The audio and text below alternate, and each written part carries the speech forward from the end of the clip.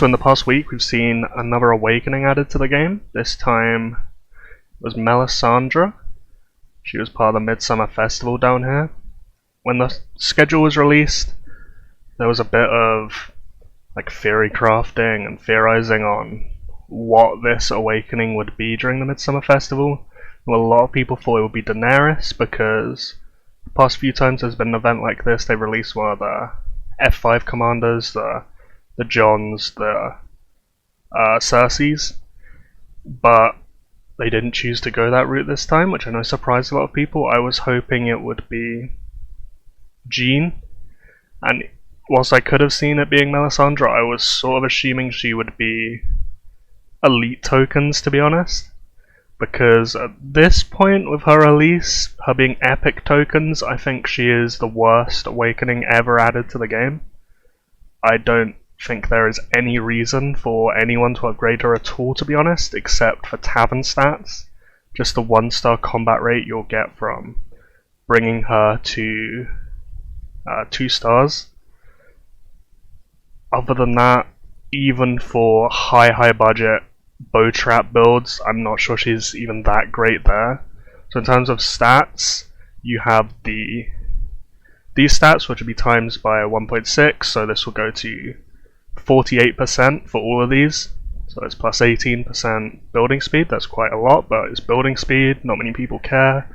There's the glory system with honor banners, which gives it some value compared to before, but still isn't very valuable whatsoever because honor banners are so difficult to get as it is that you're more stalled by that than the speed ups, to be honest. And then bow defense, no one cares. And then 18% bow attack, that's decent. And in terms of her hidden stats, she actually has a surprisingly high amount of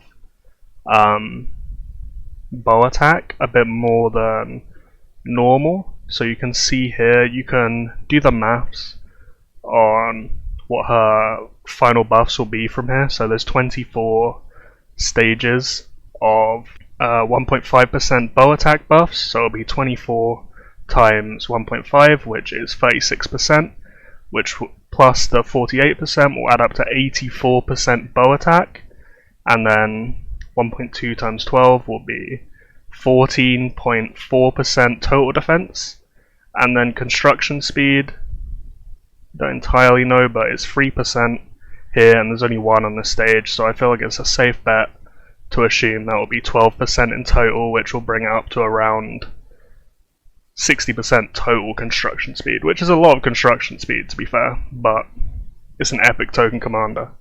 Are you really getting that for construction speed? If you're even thinking about this, you are so absurdly high budget that construction speed is irrelevant to you.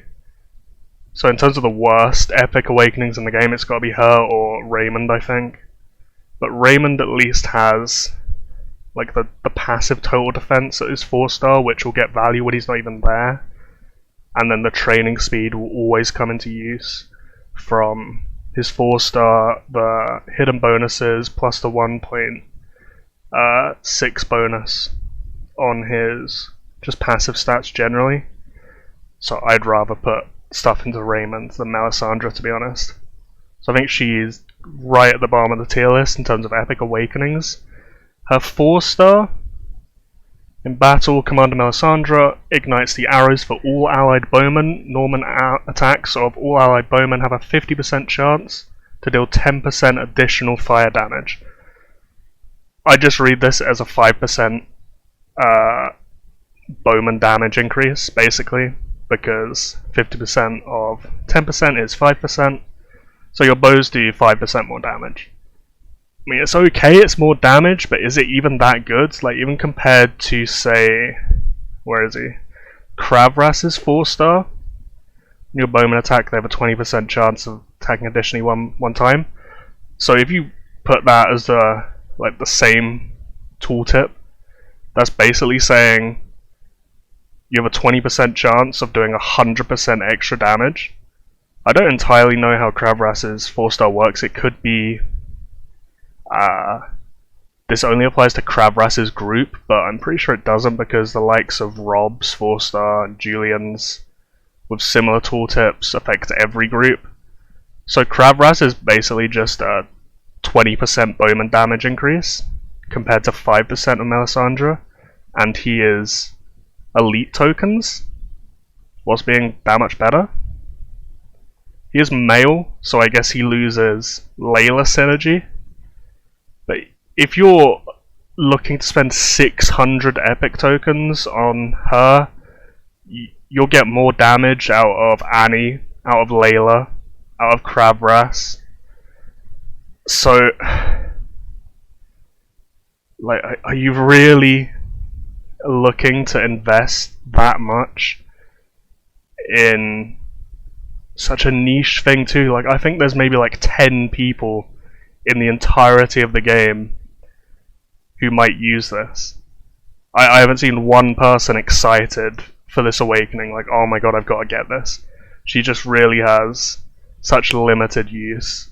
Especially now that the wheel is gone, I think the most efficient thing to have done with her is have had the elite tokens stocked up, got her to 2-star for the combat rate, and got the free tokens with her event along the way to help you get there a bit cheaper.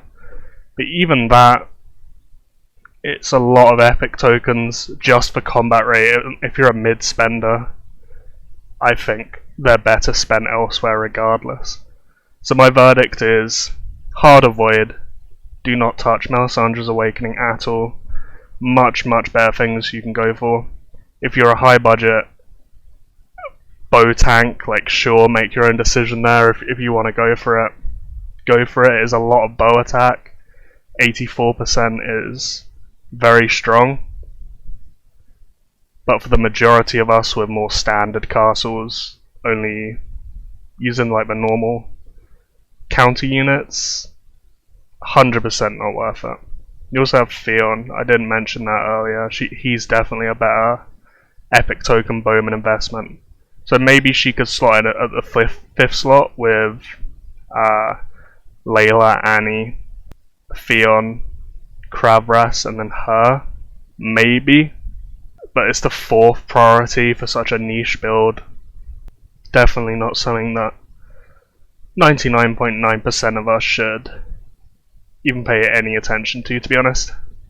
Avoid her like the plague.